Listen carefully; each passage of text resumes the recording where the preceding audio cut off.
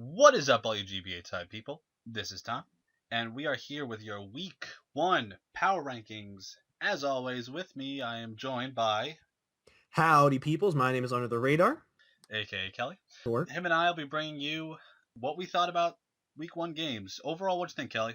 Overall, I thought that this just kind of showed that week one is never what you can judge the entire season off of. Good point. I also think that this is probably one of the best seasons yet. It wasn't really a game that I didn't enjoy watching. Between the commentaries, between how each coach prepped, overall, I think it was a fantastic week, and it was a good week to start off on, so then we could lead into the rest of the season. Speaking of Very which, true.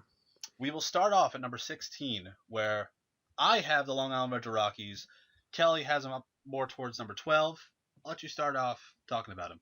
So honestly, with Nips, we've been very harsh on him throughout the past because he rushes a lot, and we realize this. However, I personally think that his battle showed great potential because over the time of him being in a league format, you can watch him slowly grow as he battles. And whenever he first joined the GBA, I can remember watching him, and he did nothing special. Like he didn't try to like speed creep or anything unique. But whenever I watched this match, he was pulling significant doubles. He saw a way to win at the end whenever he thought that he had no other way to win, and he went for it. Granted, I think that he did still make some mistakes, but whenever you think of the vast improvement that he's had from his first game to now, it's awesome. And to see that he's not already putting himself in a spot where he's scared to do stuff the first battle of the season, I think that I don't think he's going to get enough credit from anybody, including like on his own channel. I don't think he's going to get enough credit for the fact that he did pretty decently considering the fact that he went up against John, who is one of the more highly looked at coaches in general. He's also not going to get a lot of credit from me either. I do respect where you're coming from. I can see what you're talking about in terms of at least trying to make plays and maybe making some sets that aren't as bad as what we might have seen in the future. However, there were some glaring issues I did have with Nips's match just from the get go. I'm not going to call him the same old Nips because he's not exactly the same. He's not as bad. But there were things that I kind of had to put into question. Yes, he brought Gengar, and yeah, it could have been effective, except he's going to be forced to bring Gengar every week. So after about 3 weeks, a coach is almost going to assume he's bringing Gengar just from the get go. Maybe Diggersby as well. From his perspective and his commentary, he questioned a lot of things that I thought were, and he did a few things that were just head scratching. He didn't understand how Scrafty outsped Donphan. When John brought out in Chandelure against Chansey, he thought it was no big deal and that John was just going to go for a calm mind. When he went for sub, Nips was physically shocked that John had went for substitute and he went for T-Wave. Now, I know that Chansey does nothing against the Chandelure. However, just as a coach, you should understand that and then maybe have another idea for, like switching out or just how to take on Chandelure when you know that you can't touch it as a Chansey. Not Also, even you that, but against a coach who basically runs sub on a lot of Mons. yeah, Like he ran it very often last season on Raikou with sub Call Mind. coming from John's perspective, that works for him. But then also coming from Nick's perspective, you should kind of understand that about your opponent. You should understand that yeah, the coach likes to run sub. Not only that, but if it works against your team, you gotta expect it. One thing this week that I really had to point out, he took John's team and put it into his perspective only. That was really pointed out when he was locked on the fact that John was running Infiltrator Chandelure. Multiple times he pointed that out, and he made a points to bring that up. And the only reason he went for Tailwind at the end and not try and chip away at the Chandelure's health or go for Moonblast, get special attack drops, or anything of the like was because he thought that John could just take him out behind a sub with Flamethrower, taunting John to kill him behind a sub. Sorry, his Whimsicott behind a sub. Just with that mindset, he assumed so much about John that he never got out of his own way. And the only way he could even get it back into the game was to let Whimsicott die from Flamethrower behind the sub, get Diggersby in, and potentially sweep. However, that didn't happen. Nips lost. It was his play with his back against the wall. I don't know. It showed that he's improving kind of, but he's not improving enough. These bad teams need to improve drastically in order to become competitive, and they can't wallow in the same mistakes we've seen seasons past. I can totally see that. I just think that whenever you are considered a lower tier team in a league format and you improve, the slightest bit of improvement is the best. Just because if you're a higher tier battler, you know what you have to do. You know if you have to make the double. You know if you have a safe switch in. You know if you have this, that, and the other. But if you're lower tier and you're just like trying to figure stuff out, then I think a little bit of improvement is a lot better than a higher ranked opponent falling or making simple, easy, and stupid mistakes. Yeah, I agree with But that. With a higher skilled coach, they know what they can adjust and they know they have the skills to play better. The lower skilled coach, like with Nips, who was bringing in his sweepers multiple times to take damage for no reason or get KO'd.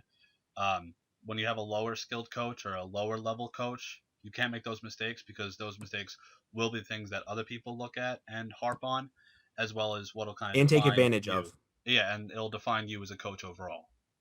And then later opponents that you have, they'll take full advantage of it and they won't let you get a foothold back on it once you've taken 25, 30% of one of your sweepers.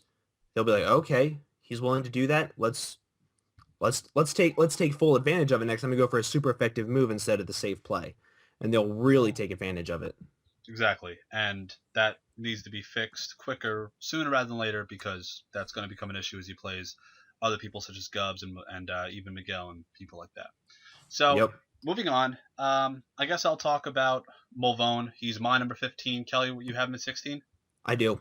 Okay, so Mulvone this week, he struggled. Bottom line, I was almost tempted to put him at 16, but I just think that Nips is a little bit worse, and for the reason being is that like Kelly just said about worse teams needing to get better, good teams find a way to adjust. And I hope, and I'm saying this loudly, I hope to God that Mulvone learns to adjust to this new team. Last year, he had a team that was a little more defensive. It was a good mix between offense and defense. He had things like Gastrodon, Fortress, Gliscor. This year, he has Umbreon and that's it. Oh, and Napoleon, right? Um, Yes. so what I think he needs to do is he kind of needs to define an identity for his offense. Does he want to run hyper offense? Does he want to run bulky, like try and mask his bulky offense, or just like forget that he has like walls, just have a defogger and then the rest being offense, and then try and pick off things against his opponent as fast as possible. That's what I think he should try and go for because anything else just might not work. He let his from my perspective let Weavile get burnt too soon. Then I kind of forgot that Umbreon was a thing. Heal Bell, my bad. And then besides that, he kind of lost his grip on the battle. But as the battle progressed, he was going for better plays, and at least it shows that in the future he can still play aggressive. He can still play well. It's just plan more, find what you want out of your team, and go for it. Don't second guess yourself, and don't make this kind of mistake again. Is probably the most thing I could say about his team. See, I think that if he wants to use his walls effectively, he needs to, because he is a hyper offensive player, I don't think he's used to having dedicated switch-ins to things. So, for example, he let his Empoleon go down way too soon when it could Yeah. still take hits from the Stoutland. Whenever it's choice banded into return, if it's fully defensive, it can still take hits. He had a Scarf Landorus whenever in reality, if he was fully defensive with like Rocky Helmet, that could have helped wear it down a lot faster since it was taking like Volt Switch damage and things like that from the Mega Manectric. So I feel like if he wants to use his walls, that's fine. Just realize that whenever you want to play your walls, you can't use them the exact same way that you use your sweepers, which is they're in, they can stay in, and they can get off damage, and then we can figure out what to do after they've taken a little bit of hit and punched massive holes. I think that's where he really needs to rethink his prep. And I think one other main thing is that the fact that he led with Azelf, one of the most frail psychic types in the game, when your opponent has a Tyranitar, you never lead it off. Ever. Because if you have to switch out turn one, you're going to get pursuit trapped and die, just like what happened. It's just how it is. Also, Fizzy is the fourth gen guy. I mean, he played through most of that era. He knows how Scarf Pursuit T-Tar works, and he knows how Azelf works. I'm pretty sure it wasn't that earth-shattering that he knew what Movone was going to run with Azelf and how to respond accordingly with T-Tar. Also, I think Movone ran a few too many standard sets this week. Kind of Yep. diversified a little bit. He tried to just go in and beat his opponent like he was a battle on Showdown. Like his opponent didn't really counter team him. So we're going to move on from there. Not very much so to say about Movone. Play better. Let's move on to your number 15. So my number 15, I had Crimson Seabad and the Detroit Steel Wings. The main thing that just kind of got me were his sets and his team preparation. So he led off with his Megazard X. I realize that Megazard X is a very powerful Mega. I realize that it punches holes and that it can destroy everything. But going for Flare Blitz on a Pokemon to get a turn 1 kill, even though it's obvious that he's trying to just get up rocks or that he is scarfed, you cannot say, I don't care. Because if you had lost 70 to 80% on your Megazard X, and then he got up rocks later on with something else, what would you have done if you did lose so much damage on that Pokemon? Because Megazard X did a lot to his team. He really didn't have that many switch-ins. It's just how it is. And then whenever you're going up against somebody who has a Mega Sableye, you can't rely on standard things to take it out. Like, I get that Spadef Mega Sableye is a very strange set.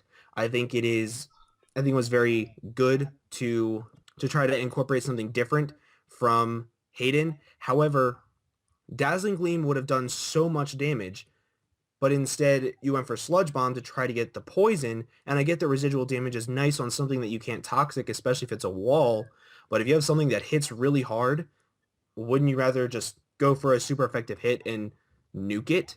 I don't know. I feel like just a lot of things went wrong, and having no answers or having one answer to Torn that was only reliant on if it had an Assault Vest is not the best, because Torn does get knockoff, and once Electros lost whatever item it had, it wasn't as easily to counter the Tornadus. I agree with pretty much all those points. First off, though, I think so. You said it very well.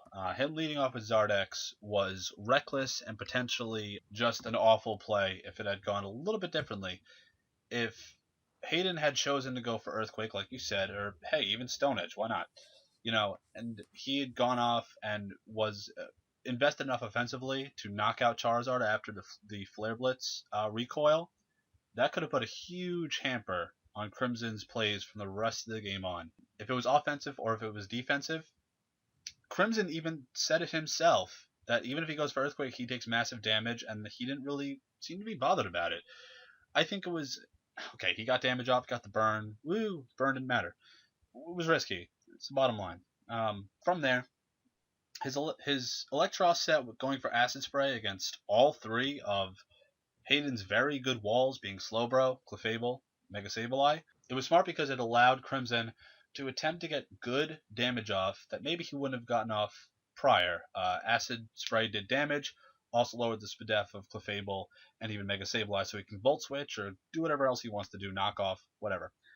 And it kept Hayden's walls from being as effective at walling. But when he allowed Eel to die so quickly, then Hayden's walls, especially Clefable, it allowed them to set up and win. The reason I think that Hayden won was because Eel died so quickly. Crimson then let Clefable pair his Latios and his Megazard X, which then allowed Hayden to set up for the rest of the match and pretty much decide how the rest of that match played out. Crimson, I still see the growing pains. I still see how he has to adjust, and I still see what he's lacking. He needs to fix that sooner rather than later, like we said with the other coaches, because if he doesn't, there will be problems, and other coaches will exploit that. Now, Kelly, you made a good point of a Mon that he didn't bring. Please talk about it. He didn't bring a Pokemon that really runs through Hayden's team, and that is actually Mawile, one Pokemon that got a lot of criticism from a lot of people. But whenever you look at its dual stab, its coverage, and its very low speed tier, it doesn't need a lot of speed to outspeed his walls in Slowbro, in Clefable and Mega Sableye, where if it ran Iron Head, it could run Sucker Punch to like get good chip damage off on something like a Darmanitan, and it could also run Iron Head, Play Rough, and Thunder Punch, and that does insane amounts of damage to everything. He doesn't need the Life Orb with Sheer Force to do a lot. All he would have to have is Lumberry, and then he could soak up a Will-O-Wisp from the Mega Sableye, and then go for a second Play Rough, and it would, if I'm not mistaken with the calcs, it would be a 2-hit KO on defensive Sableye. So things like that, I think that even the lower tier mons kind of sort of get casted out because they're kind of sort of have to picks, you know, but I think even those low tier picks can have a lot of hidden uses in certain battles. And I think that's why it's really important to take a good look at the team matchup, Pokemon's movesets, everything like that directly before the match, so that way you can know what you have to work with. That's a good point. Now, I had the Detroit Steel Wings up at number 13. Kelly, I'm down at 15. Now we're up at number 14, where we can both agree on something. The San For Francisco. once. Yeah, I think we're pretty good sometimes. But at number 14, we have the San Francisco Giants. I'll let you start. I'm a big fan of George in general. I think Geo. he is Geo. I'm sorry, Geo. I'm a big fan of Geo in general. I think that Geo has a similar playstyle to mine, so I can really relate it. San Francisco names really mess me up, man. I'm sorry. Whenever you get so stuck into playing a defensive role, your opponent can predict it very easily and then adjust mid-game, even if they don't have exactly what they needed in preparation. Whenever you get to be really predictable, like having Blissey as a switch-in to Manaphy, that was extremely obvious, and then whenever Nick got to knowing what his switch-ins were, he could play around it very easily. That's the main problem with playing a defensive role. So I can kind of say that watch out for getting too stuck into playing defense, because sometimes you do have to play hyper offense and go in there and punch holes. I also think that the team building in general was not, I don't want to say it wasn't good, because I can kind of see where he came from, but it wasn't where it should be. He has one of the best special sweepers in the game in Manaphy, but you brought like 4 things that could be one-shotted by it. One-shotted, maybe two-shotted. If it got a tail glow up, it's game over for them. I can't even think of a reason why Hippo, Entei, Rhydon, and Latias were all on the same team that they have a Manaphy. But Blissey was one thing that I think he needed in the game, and I think that once he lost the Blissey, he lost the game in general. And seeing a special move on a Nidoking, that you should instantly expect a physical move. Instantly, just running a purely special Nidoking or a purely physical Nidoking is not normal. That's not something that happens very often in League format because Nidoking is so widely diverse in its move pool. And I will give massive credit to Nick for having max special attack and attack in his Nidoking. That was a fantastic idea.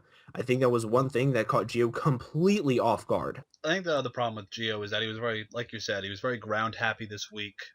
Like you said, 4 Mons that could have potentially been swept up, cleaned up by Manaphy. And not only that, losing the Blissey, like you said, pretty much put the game in Nick's favor. Having pretty much free reign to go and just set up specially against whatever he wanted to against Geo. With the only answer really being what? Whirlwind to Powdon, and he didn't even have rocks up. So, there's really no point to going for Whirlwind unless you wanted to like scout out Nick's team, but this is not 4th gen, so that kind of doesn't really make a whole lot of sense. Geo played meh. Like, it was just meh. It was 2 very defensive teams. I think Nick just had the superior offensive plan, and that was much more apparent because Geo didn't really have an offensive plan. He didn't have a solid offensive idea in mind. He just kind of went in it, thought that his walls could be capable enough to take on Nick's team, and that was not the case. We see that, and I think for the future, Geo needs to understand what his team does defensively and how it can be successful offensively. He needs to iron out what he wants to do, how he wants to go about creating offense and then building around it with defense, or starting with defense and building around it with an effective offense. And I think that's how he needs to approach the rest of the battles because, hey, he has a tough matchup this week with playing Dan. And Dan came out swinging. We'll talk about him in a little bit, and he needs to adjust for that. One thing, actually, two really good things that I have for positive notes on Gio, because I think there was a lot of positives in his game. Uh, he used Ditto to an extent that it was kind of sort of funny, It was but funny. he used it very well because he brought it in on things that whenever they were going up against themselves, they couldn't do much. And he could roost up with the Skarmory's Roost. He could moonlight up with the Cresselia's Moonlight. Didn't have He could do Moonlight. Wah, wah. exactly. He didn't have Moonlight, so he thought about it, and it was a good idea. But whenever it was paired up with Nick's weird set, it didn't work the way it should have. So I can give credit to Gio for thinking the way he did. So that was just really funny to me. I kind of sort of laughed whenever I saw that. I did too. And one other thing, the way he used Latias was amazing. Because whenever you think of Latias, you instantly think of the bulky defogger set with a little bit of power behind it. Hey man, I used Latios offensively when I had it. Exactly. And that's where it can be amazing is when it's used very offensively. And I think that's what he'll love using. And that'll be his main way of being especially offensive. It And I think he'll has to get be. If you look at this yep, team, exactly. I can see him making a transfer to get a little bit more offense here in a week or two. it's not our show though. So moving on, after that, we'll talk about the other San Francisco team, who I have at number 11. You have them at number 13, the San Francisco Arcanines. So the thing with George is that yeah, he was brought up from the D League. So how does he adjust? What does he bring to the GBA that maybe he also had, or maybe he needs to learn from the D League? So starting off, George was kind of forced to bring Rotom because of a very good point that you actually made, Kelly, the speed drop. However, George didn't necessarily use it like a tricker or scarfed or just to be fast. He used it kind of like a wall, which was interesting because it was a little bit bulky because it was able to take some hits. But And he was able to get some very crucial burns. that was my next point. His double willow versus the Lando Eye and the Cobalion was very effective. That was a nice play by George. It crippled Lando especially because Lars prepped the Lando very nicely. I don't really agree with physical Lando. Not talking about that here, but his team didn't appreciate knockoff, especially from Mega Absol. And then to continue from that, it just didn't appreciate Azumarill. Maybe that was an oversight by him. Maybe he thought Azumarill wouldn't be brought. Maybe he thought it wouldn't be a big of a problem. But when you look at his whole team structure, you look at the team that he kind of attempted to use, Azumarill, like Lars pointed out from the beginning, cleaned up after a certain amount of damage was done or certain mons were picked off. We saw, now we'll talk about this when it comes to Gubs as well, but Hex was used successfully. I like Hex. I think it's fun when you can see it be used effectively. Not only that, but Scarf Nidoking was smart, or sorry, Scarfed Nidoqueen was smart, and it was a great option to clean up later, except George's attempt to double into the Scarf Nidoqueen in order to win with Ice Beam was thwarted by Lars, and that was the play that I think pretty much locked me in that he was low. However, I think George recognized his mistake in the end. He recognized his flaw in team building. He recognized his flaw in staying in or getting in Nidoqueen. He needs to adjust. I think he will adjust. I hope he adjusts, and I think he'll be better for it. He maybe this was like a lesson that the GBA is a little bit more competitive than the GBA D League, and I hope to see him play better in the future. So I have a couple more problems than the way George played than Tom did, mainly because he played I don't even want to say that he played safe, because a lot of the plays that he made could have been made differently and the battle could have been completely shifted. One main thing that I want to point out is that his Mega Lopunny, he saved way too much. I know that's weird saying that he saved a very crucial sweeper to his game till the very end of the match. However, Lars had one switch into Mega Lopunny, and that was Tangrowth. So if he knew that Tangrowth was the main switch in, he could have very easily worked around it. He could have very easily forced in Tangrowth, know that that's all that he can switch in, and then gain some momentum that way. Like if he had ran a Power Up Punch set, Power Up Punch with high jump kick, it does a lot to a Tangrowth. I don't know the exact calcs, but I had that exact matchup before, and it's a very, very hard hitting Pokemon. So if he could force it to gain some momentum, it would be so much better than what it would be if he had just saved it till the very end and rely on other things taking a lot of damage from an Azumarill that couldn't take them instead of forcing out the Azumarill.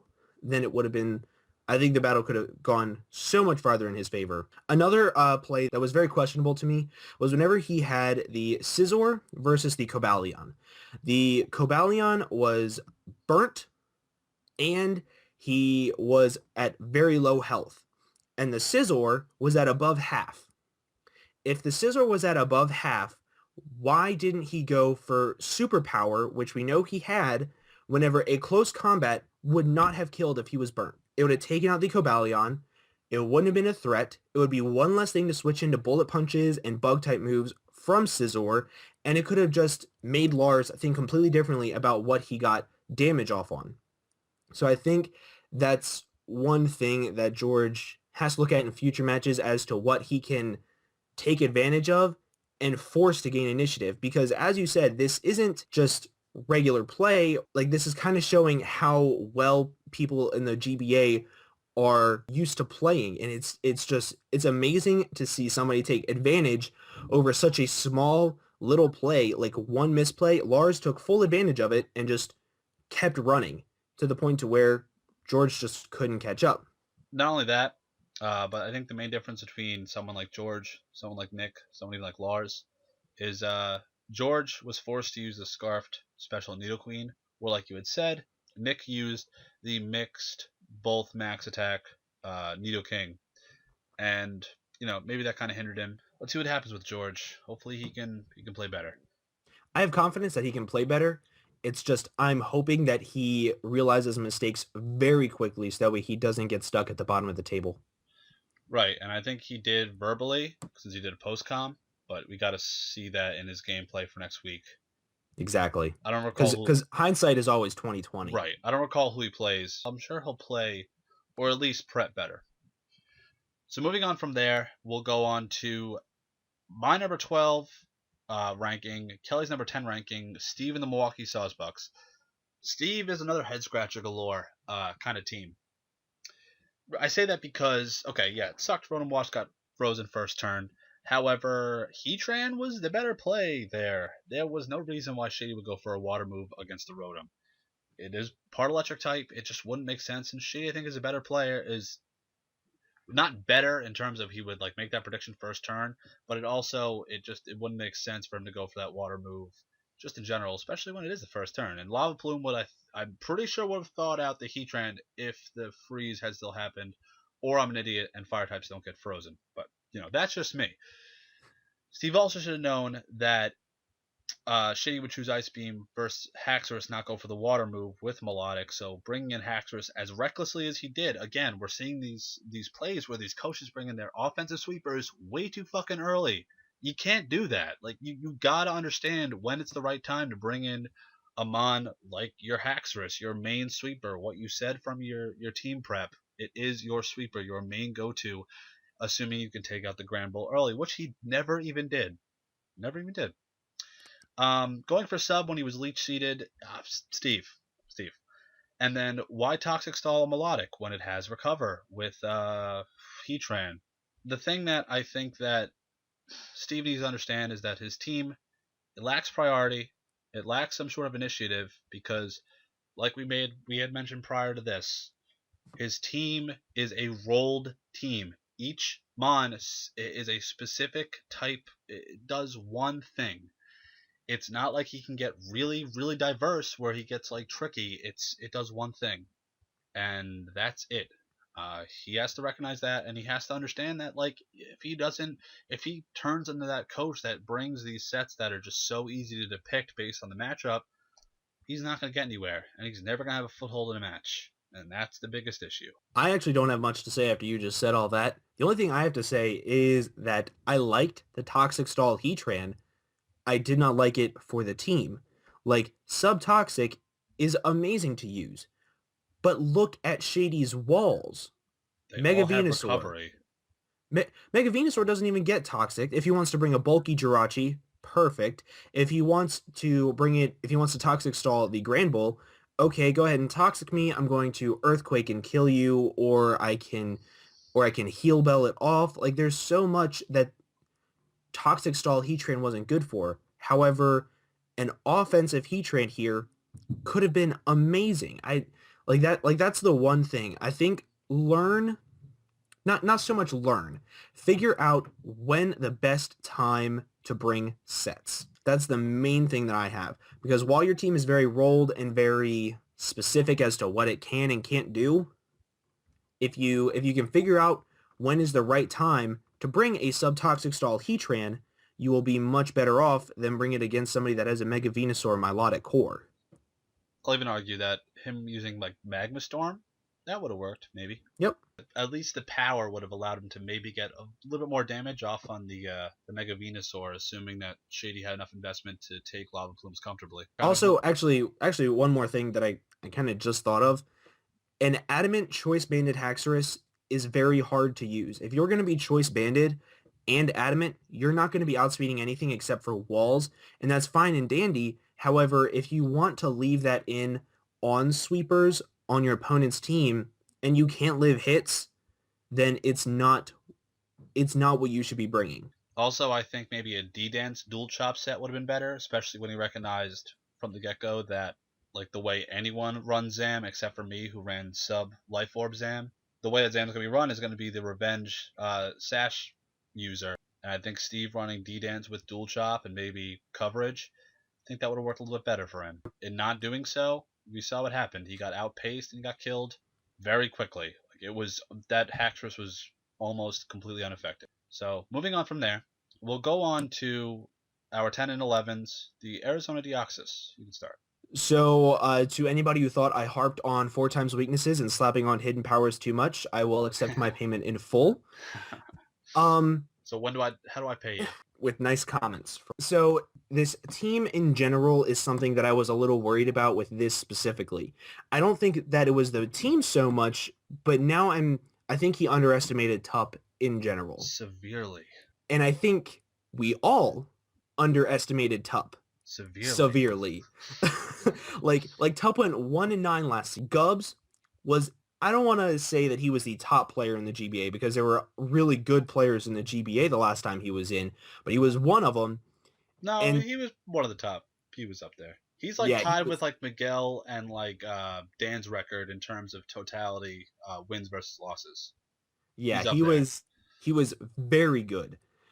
So for Tup to overtake just the Goliath that is known as Gubbs, it's almost something to note that Tup in general has been getting better, and this just goes to show that you can't sleep on him, because when somebody does sleep on him, this is what happens. I think that there were a couple things wrong in team preview. The one thing that I can honestly note is I heard Gubbs say quite often that he can't plan for something. He can't plan for a choice-banded Ambipom. You can. You can always plan for something. It might be difficult, and it might be a shaky plan, but you can at least plan. I want to say that his Mega Alakazam was amazing. I think the set was perfect. I think the way he executed it was not. I think that the defensive spread to live a knockoff was absolutely amazing, but letting it get paralyzed when you have a Volt Absorb Thunderous in the back was silly, to say the least. Yeah. Especially whenever Tup was obviously going for the Sandrush Excadrill sweep at the end. If you had saved it around, you could have traced the Sandrush, and you could have beaten him at his own game in his own weather. That was the main things that I noticed, except for the fact that out of everybody that lost, aside from maybe Dan, I think Gubbs has the most potential to come back. Yeah, he definitely needs to shake it off sooner rather than later. But yes, I think he does have the most potential to play better. Maybe he's to get the rust off. Things about Gubbs. I like the Hex Toxic strat by Gubbs with Tentacruel. I think that set was probably more or the most effective he could have ran with Tentacruel, because if you think of it this way, any kind of poison move, if he went for, toxic or not toxic, Sludge Wave, Sludge Bomb, maybe Tup could have gotten initiative and bring in T-Tar, get the sand up. Maybe he could have brought in Excadrill and just start the sweep there. The Hex set was the best. best option to use for Gubs at in this match. Oh, and even Jellison. Jellison would have taken those hits very well. Hex at least hit those two mons for neutral or super effective damage. Like you said already, Gubs severely underrated Tup's team and his preparation. Kind of disappointing that he maybe looked down or didn't really care as much. Maybe he bounces back. Although I will say, and other people that I've talked to, other analysts have said that they didn't understand the defense EVs to live an adamant knockoff from Ambipom. But Mega Zam got 2 kills because of that defensive investment. Yep. It picked off Ambipom and it picked off something else, which I'm kind of forgetting at the moment. But he played well enough later on in I the feel like it was game. the Celebi. I feel like it was Yes, the Celebi. yes. So he played well enough. He did enough to kind of claw back, but the fact that he undervalued Tup's ability to play and to prepare and to go for something like HP Ice was his downfall. He essentially, the crits at the end kind of sealed up his 3-0 loss rather than like a 2-0 loss. It's disappointing, especially when he's my bold prediction, and a lot of other people kind of look at him to be a really big force to be reckoned with. It's just, come on, Gubs. Finally moving in to single digits. So we'll start with your number 9, because then we can talk about my number 9, and we kind of have them. We have both those teams number 6, so this should be fun. That's actually pretty funny. So my number 9, I have the Atlanta Hawluchas. No, Halucha, you're right the first time. No, I think that good old Fizzy Stardust's success lied more in Muldone's failure. Yes. If that makes sense. Makes sense. Like Mulvone not planning for choice banded Sandrush Stoutland allowed Stoutland to do so well, to where if he had saved, like, say, his Empoleon, Fizz wouldn't have done so well with the Stoutland. Stoutland wouldn't have gotten as much damage off on other things as he could have. I feel like that the Super Luck Togekiss was amazing. Hey. However, it could have been stopped with other things on his team that Mulvone didn't watch out for.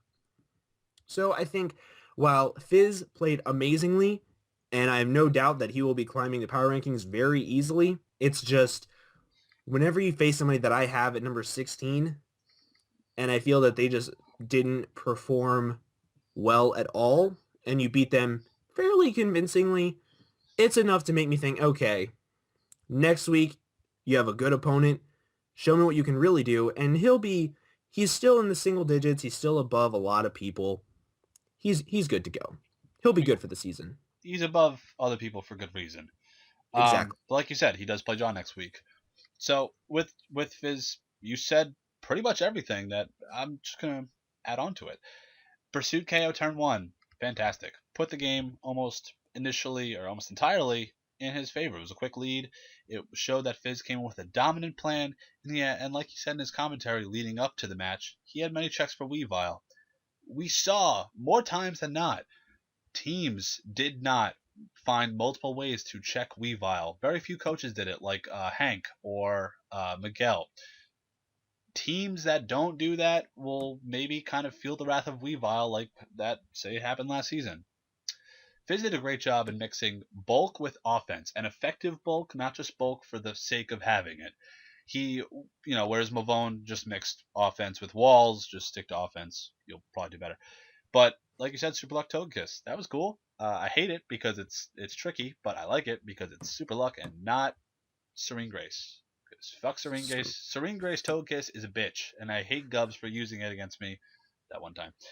But Scarf Super Luck Togekiss did work for Fizzy. It's nice to see him use it offensively versus the traditional defensive role that we've seen so many other coaches use throughout the season, such as like Cooper. Fizz had a plan, he was in control, and he overcame whatever attempted bulky team that Mulvone had brought, and that showed. And like you said, he will climb very swiftly if he continues to execute and plan the way he did. I have a lot of faith in Fizz. So you had Fizz at number 9, and I had Fizz at number 6.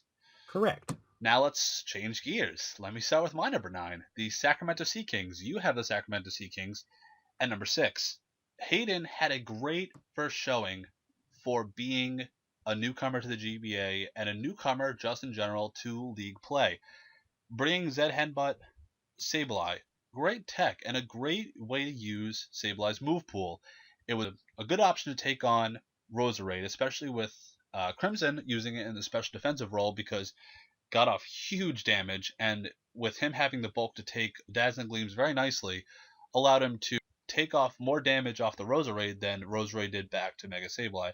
Some coaches I don't think would be that effective in doing that. I think in general he had a great set just in general with Mega Sableye with Zen Headbutt, Recover, Knockoff, and Willow. Although maybe I think Sucker Punch or Shadow Sneak would have been a little more effective because, like Crimson had said, it threatened out his Latios, and maybe it would have been able to chip off some other Mons, especially if he had enough like offensive investment to do so, because you saw that with the Zen Headbutt and the Knockoff. Not a lot of teams can switch very easily into Torn T, and as I've heard from other coaches' commentary, there are not very many good bird resistances, and Tornadus T is one of the more prominent things, so maybe Hayden will find a way to really exploit that out of many different coaches this season. I can see how effective Hayden's wall core is going to be in the long run, being Clefable, Slowbro, Mega Sableye, Torterra, etc., because I'm not sure many coaches or many teams in general have the means of taking out all three of those together or separately. It's going to be interesting to see how he plays for the rest of the season. It's good for showing that Bulk is more effective with a good offense. So hopefully it continues. Yeah, that's one thing that I definitely want to point out, because I think that Hayden and Geo are very similar in play styles. The difference is that Hayden has offense that can pair up very, very well with it. So that way, if he needs to rely on his bulk more often, he can, but his offense can also do a lot better if his walls can't really match up that well. So I think that's one thing that I think Hayden will thrive off of. Whenever you think about something that Hayden is good at taking control of a battle. Hayden knew from the start that he is a very predictable defogger in Latios. So what does he do? He brings something that guarantees him to get up rocks. We saw Hank do that a lot last season, except we just saw it with a Torterra instead of an Infernape. And I think that first turn, he wasn't scared of going into the match basically with only 5 Pokemon because he knew what he had to do and he knew how he wanted to do it and how his opponent would react to things. Whenever he knew how to make his Clefable win, he knew that if he Thunderwaved the Latios, he was good. And I think that whenever you look at a team that just has a very good idea going in, it doesn't have to be a perfectly executed game plan, but what it does have to be is it has to be an idea that you want to execute and you execute it well, and that's exactly what Hayden did. We'll move on to my number 7 and your number 8, the Pittsburgh Piratas. Pyratatas? The Pyratatas. Pick a better name. So, leading off, I think Tup won that game from the pretty much from team preview. HP Ice worked like a charm. I did make his team, so it's nice to see that work. And Gub's expecting Ice Punch all the way, going for counter. What a great tech! What a great tech by Tup, because it pretty much put the game in his favor. I think Tup's preparation won the game. I need to see that consistently every single week, because if he wants to go worst to first, he needs to show it every week. He cannot falter, because his team is not necessarily the best on paper, but with preparation like that, you can't really go wrong. And especially the way that he planned on weakening or killing Gliscor, getting Megazam parried, and then just locking up the rest of the game, Tup was dominant. That's it. And he also, for the first week, was not fooled by Zoroark, so that's really awesome to see. I think that he went in with an idea to put him in the lead, but after that, he had to play it by ear. Like, he knew how to kill his Gliscor early in the game, and he knew that he needed to get it done quickly. And I think that once he knew that he could pull that off successfully and put Gubs on the back foot, I think it became very easy for Tup to be like, okay, I need to do this and stay calm about it. And I think that because Tup stayed calm in the match, that's the only thing that kept him going so far. I do think that he wouldn't have won so largely if it wasn't due to hacks. So that's why I have him just a tiny bit lower than what you do. But he played very well. There's really nothing that we can even criticize because I didn't see anything that just stuck out like, oh, okay, that was really weird or that was really stupid. It's just he played the way he should have and executed it perfectly. Exactly. The only reason why he's not higher up is because he was the worst last season. Not only that, I think that there's more. Maybe there's more to be desired or more to be expected.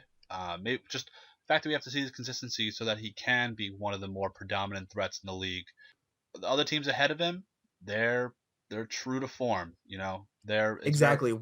One good game, it's one good game. that's true. Keep having them and he'll be good to go. I have a lot of confidence in Tup. I mean, he tied his win total from last season, and you know the Bucks get lucky and they beat the Saints sometimes. So yeah, you heard me. Tup, bring it, And John, and John, but mostly Tup. but At mostly number 8, I have the St. Louis Rampardos. And to all you fans out there, yes, yes, I'm recognizing that he's good. He is the best team that lost this week. Say that flat out.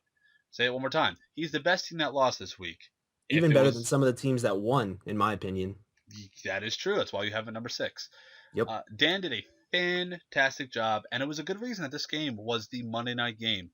Dan had all the momentum for about 75% of that match, and then it kind of seeped away. But, but Dan shows why he's such a tricky bastard in this format.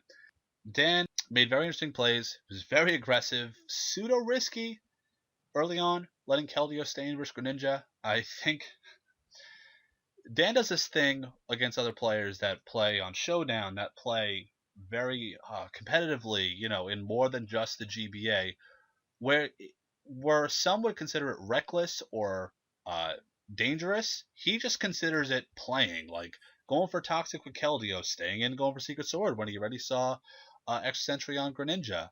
Miguel was the reason that Dan was in control because he just couldn't, he cannot put a lock. Joey can't put a lock on his playstyle because they're just not used to it. They don't know what he's thinking about because, I mean, Dan just has his own way of thinking, and it works because I can relate to how he plays. When I was in the GBA, to hell with Showdown, and anyone who knows me knows I hate Showdown, right, Kelly? Yes. Okay. I hate Showdown. I cannot stand playing on Showdown, and I think that in doing so, and Dan does his own thing with his shiny hunting, there is no means for another player to get into his head as very well. Um, Dan has 6 losses. I'm one of those losses. I'll take that for what it's worth. But he played such a good game. He played his game. If any competitors want to, play Dan more effectively, just play your game. That's it. Don't try and get in his head. Just play your game. Dan made a solid double going into Aggron, from Aggron into Yuxi when Miguel switched into Seismitoad. He keeps the matchup in his favor, and that worked out effectively. He went for the Grass Knot, got a crit on the Seismitoad, but just in general, he made sure that the matchups were in his favor and that he was able to sustain control for the long run. Dan KOing Miguel's Altaria with Head Smash? Wow. Miguel did not see that coming, and his reaction was priceless. And it's just, I like how Dan completely shut down Miguel's confidence after the Head Smash, and just how he kept getting into his head. Miguel says it. A lot of people say it. It's just you can't get into his head. However, the end is what hurts. Yes. Dan knew, but forgot about Sucker Punch. Let Victini go down. And then he let Embor start the clawback for Miguel. He put the game back into Miguel's hands, and Miguel just locked the door. Not having a psychic move on Yuxi, I get it. It's not like Embor would have really been up against Yuxi, and Miguel did have dark types to like a Greninja to take advantage of that. But not having it when he, arguably needed it, it did hurt. It was a rough loss. Had many opportunities. Allowed Miguel to claw back. He'll bounce back next week. I'm confident in Dan. He's gonna be a contender. So the reason why I have him at number 5 is for the simple fact that we had him so low on the rankings of his team. We can all admit that nobody liked Dan's team I mean, I'm sure there were some people, but we could all see that there were many things that we did not like. There were many things wrong with it.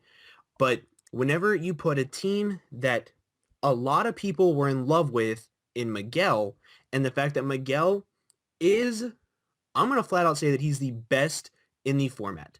I really think he is. And whenever you put up a team that he has a team he's super comfortable with, he has a team that he can abuse like hell throughout the season, and then you put it up against somebody like Dan, who himself is very good, but a team that is not, and he still only lost 1-0, and it was a very close 1-0.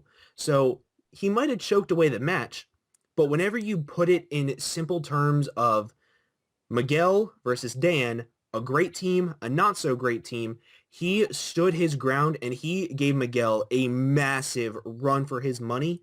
And I think that honestly, if he can keep playing super well and not make the couple mistakes in match that he did against Miguel, I could see Dan making another run for the championship. I agree, especially if other coaches don't try and get cheeky with Dan's playing and or with Dan's prep and play style. Yeah, because you can't at all with him. Anything that you expect, just don't expect with him. Just prep for anything and everything. Like Toxic on Keldeo. I don't know what it would have been for. I guess maybe to, Seismitoad.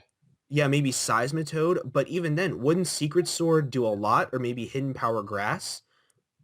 I think I can kind of see where he's coming from. Maybe having Hidden Power Grass handcuffed him a little bit. Okay, yeah, and maybe trying to toxic things like Mega Altaria and things like that that could have potentially That too. switched in.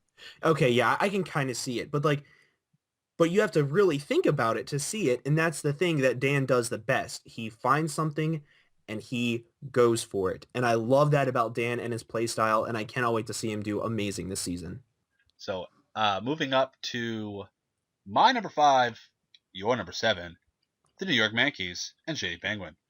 So, going into this match against Shady, I think he played well. I don't think he prepped to the best of his ability. I think that not having Earthquake on Venusaur was very It was an elementary. oversight. It was an oversight. Yeah, because while Leech Seed is good, wouldn't you rather have something to just KO something from the start? I mean, yeah, he probably thought Heatran wasn't a threat, but Heatran was a threat to his team. If Steve had used Heatran well, it could have been a massive threat to his team. The only really thing he had to take it on well was Milotic, to where if he had run like Magma Storm or a Choice Specs, like it could have really put hurt on Venusaur too, and he doesn't have many switch-ins to it because Grain Bull doesn't like Flash Cannon, Jirachi doesn't like Magma Storm or Lava Plume. So there wasn't a whole lot that there were things that Shady overlooked, and I think that he needs to be more careful about overlooking things because whenever he faces somebody like Lars, Miguel, Nick, John, and he overlooks something crucial like that, they're going to grab a hold of it and they're going to run with it to where Steve couldn't run with it because of the freeze, because of him having not the right Heatran set in my opinion, not having the right Haxorus set in my opinion.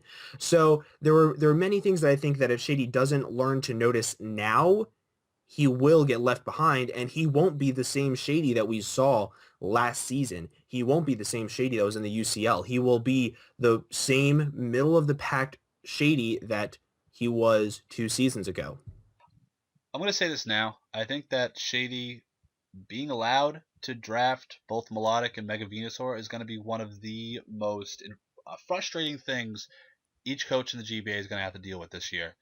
I say that because he did a very good job at using both of them. I think the way that he used Mega Venusaur between going for Sleep Powder to put Conkeldurr asleep, going for Leech Seed to initiate some little bit of passive recovery, and then especially the Leaf Storm to get off big damage, or at least a KO when it was necessary against Steve, on top of how well he used Melodic this year and last year, that core right there is going to be annoying. It's going to be just as annoying as Mega Slowbro, Hayden's core. It's going to be effective, and I think that is what is going to drive a lot of Shady's success because from there it just gives him a good rock to start from and build off of. Now from there, red card Hitmontop, very interesting. It got Heatran out, which might have been good because he could have kept Toxic stalling that Hitmontop, but it also let the Hitmontops KO. However, overall, didn't really mean much. Flashy finish by Shady, going from Miracle Melodic to KO the Mega Gardevoir. I see where you're coming from, and I like it. Just don't do that when you Be don't have the careful. right when you don't have the game on lock entirely. Two small critiques, very small critiques. First thing, Shady has to account for Mold Breaker in the future. A better coach will exploit that because I believe he said that Steve had nothing to take on Marvel Scale Melodic, not really accounting, maybe passively accounting for Haxorus. Just be aware of that. And the second thing is to ensure that you have the right hidden power. Go to goddamn Fortree City, or I forgot where it is in X and Y, but who uses X and Y anymore? Just to check the HP values of your Mons. It's not that hard. I believe it's the second treehouse. Just use it so people don't mess up your HP values, like especially coaches who get their stuff gen by somebody else or aren't the best at ensuring HP values. Just don't. I don't want to see that this season. Yep. And the friendship checker is in the Lava one town. Lava Ridge? Is it? No. No, it's the one right next to the electric gym, to the left of it. You know where it is. Use that too. For There's people, this go has just nothing go to to do with Shady. just go to Sarah B and just find Just the useful characters page and just don't mess up. That's it. the little stuff that can really kill people's standings, and that's one thing that I don't think this season needs with how great it has the potential to be. No more returns not doing max damage because you didn't check happiness. Poor Waffles. Well, it's Colin So this year, moving on damn to it, it's Colin. so moving on to number 4, we have the New Orleans Pelipers, and we actually agree. We We. we We. So I'm gonna let you talk about John first because I don't have much to say about him. I think he just played fucking amazing, to be honest. You played like John. John was in cruise control. We put quotations around that match as cruise control. That's it. John had a superior game plan, and he beat Nips. It's like saying he beat Nexus, or he beat Kyle, or he beat Alex. Sorry. The Crypt Flamethrower versus AV Scrafty, it mattered. Bug Bite still would have KO'd the Scrafty regardless, because I don't think the Mega Scissor was intimidated, and it's still a Technician boosted Bug Bite against a Scrafty, which I don't think was fully defensive. The speed ties, something that made me giggle the entire time was the speed ties between Chansey and Donphan. I passively accounted for that when I looked through John's team. It did affect Chansey's survival because if Nips was able to get the soft boiled off or maybe go for like seismic tosses against Donphan, say John had lost some unlucky speed ties, I had to chuckle when that happened because you're sitting there as someone from like our position or from a fan's perspective, and you're like, no, you got to win the speed tie right here. I will appreciate though that John does post comms. Just saying that now. Good plan by John was the bait and scout, not a bait and switch, bait and scout with Donphan against Rapidash to learn that it was choiced. I did like the choice set from Nips. However, the fact that it was so quickly defined that it was choiced, it kind of delegated how John played from the rest of the way through. Overall, like I said, cruise control. John played well. John will play well next week, I hope, against Fizzy. Yeah, John was John. He was the John that everybody knows John can be, and I honestly don't think that there was much I could critique. Even if I had to, I think he brought the perfect sets, watched the speed creeping, but overall, just continue to play this amazingly, and you'll be perfect for the rest of the season. We saw it last season though, so just keep it consistent.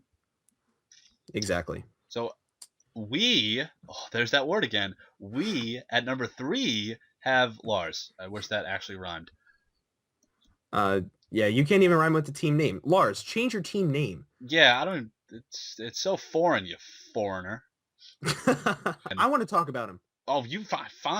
You talk about him. Exactly. Let me talk about him. Lars, this was the thing that I talked about in the post-draft power rankings. This team has the potential to do whatever the hell it wants. It's not stuck into any role. Cobalion was special. Well, yeah, it can be special, and it's kind of something to be expected. It's something that threw him off a little bit, having Mega Absol be adamant to hit extremely hard, not revealing the pursuit right away, so that way he thought he could do it more, like he could switch his Rotom out more often, was absolutely amazing. Get it? Absolutely. I got that. Okay. I have a pun lined up for each week, guys. Don't you worry. So Absolutely. I think that Lars was on point. The only thing, you said you didn't like Physical Lando. I love Physical Lando. I think it's something that's unexpected because everybody's like, oh, hey, let me switch in my Blissey, for example, on a special Landorus that's going to have Earth Power and Rock Polish and things like that. And then they get smacked with a Superpower or an Earthquake, and then they poop themselves. To be It's clear, I don't like it because he got burned. However, I do like the yes, mix set. So yes. there you The go. fact that he got burned, I can understand that, and that was a great prediction on George's part. But what can you do? I think that him only having one switch in to Tangrowth and him knowing that and him going into the match knowing that and being aware of it was great. Was great coach insight on the team. I think was fantastic. I would maybe say in the future be a little bit more careful with win conditions because there was a point in time where if George had gotten a crit, his Azumarill would have gotten taken out. And like while that's something that you can never plan for, it's something that you have to be really careful of because Azumarill was so important this match. Yeah, you shouldn't bring in your win conditions. Sometimes they can get frozen, and then you kind of lose the match there. It happens. Whew. Hashtag Bronze Beartix. So, Lars did play very well. I'm very excited to see how he utilizes Mega Absol because it was used wisely, but also very effectively. And I think that some coaches will forget about Magic Bounce, so they will try and pair it or Toxic it or just try and set something like Hazard's Up or something minor. Point is, there are very few things to pick apart about Lars. I think I'm now more excited to watch his matches. I had to watch it at 1.25 because of his accent. I love the accent, just I couldn't quite watch it as fast as I watch other people's. But they're enjoyable matches, just overall. George tried to claw back in the end. Lars just stayed in control. Again with the win condition things, just be a little more aware as to how much HP you need from them, especially because like if George got a crit with Power Whip from Gudra and it knocked out Azumarill, that could have been a big hamper on Lars's end game there. Then he would have had to rely on his Scolipede to be wearing down a lot of the opponent's team. No one wants to do that. Exactly. Life Orb, Sheer Force, Landorus Eye is so strong. The way that it took out the Nidoqueen with Earthquake was very impressive, and I think that it will in fact thrive underneath Lars this season. And just in the end game, it's great foresight by Lars to predict George's prediction and go for the double to go into Nidoqueen, and he stayed with Landorus. That won in the game. But that kind of insight, that kind of just predictive capability, is what will allow Lars to thrive. And I'm very excited to see how he takes on Tup, who also had an impressive win. So it's going to be a class of two very good coaches, or at least we can hope so. See, I think it's awesome at the fact that we can now classify Tup as a really good coach because he's shown improvement. We know that he has the capability of doing it. So I think it's awesome. Or at least we can hope so. Yeah, exactly. Moving on to number 2. We have these two switched as usual. I have Miguel at number 2. You have Nick. So I have Miguel at number 2. The only reason I have Miguel below Nick is because of the misplay he made with his Greninja in the beginning. Greninja was a huge asset to his team and did massive damage to everything. The fact that he tried to predict so early on and it kind of sort of costed him something that was insane. Like how we just talked about with Lars and how he played very safely with his Azumarill. Miguel kind of sort of played a little recklessly with his Greninja, and it costed him his Greninja. And I think that's one thing that Nick didn't do, so that's the only reason Nick is above him. I have very few things to say about Miguel. I think that Miguel just plays well. And I think that my prediction about Greninja being top 5 is a little lenient after watching him use it. Yeah, it sucked that he overpredicted, leading to the 7 HP live by Keldeo. However, three things about Greninja. One, it is a drastic drop off in damage without Protean. I've never actually seen it before, like in such a a meaningful way. But the fact that hypothetically, if Greninja still had Protean, that extra century from like almost full or entirely full would have KO'd easy. Number two, Miguel is still on top of expected predictions, not Dan predictions, just expected understandable like what he might expect as a prediction. In doing so, he will be lethal in the future. There's not very many coaches that can outsmart him, and we saw that last season. And like you said, he is one of the best, if not the best, in terms of the competitive league type community. Also, I see Miguel using Greninja very well in the future. He grasps how it can be used offensively, and how it will be very versatile for him throughout this year. Miguel kind of overprepared for this battle versus Dan. It could have cost him the game. However, late he cleaned it up with some very good plays and just some very fortunate circumstances. However, I think the 1-0 loss or the 1-0 win could have very well turned into like a 2-0 loss if it had not been for just the way that he collected himself back in, because after the head smash, you could tell from his commentary he was reeling really hard. Like there were points where I think he was just gonna get caught up on that head smash play, and in doing so, he was not gonna recover, and Dan was gonna take the win. But he did take a step back. He went for the sucker punch, got rid of Victini. He made a solid double, and he got himself back into position to win. And in doing so, I think that just the final play between Mamoswine and Sylveon did go his way, but Miguel is still a force, and it will always be a force to be reckoned with.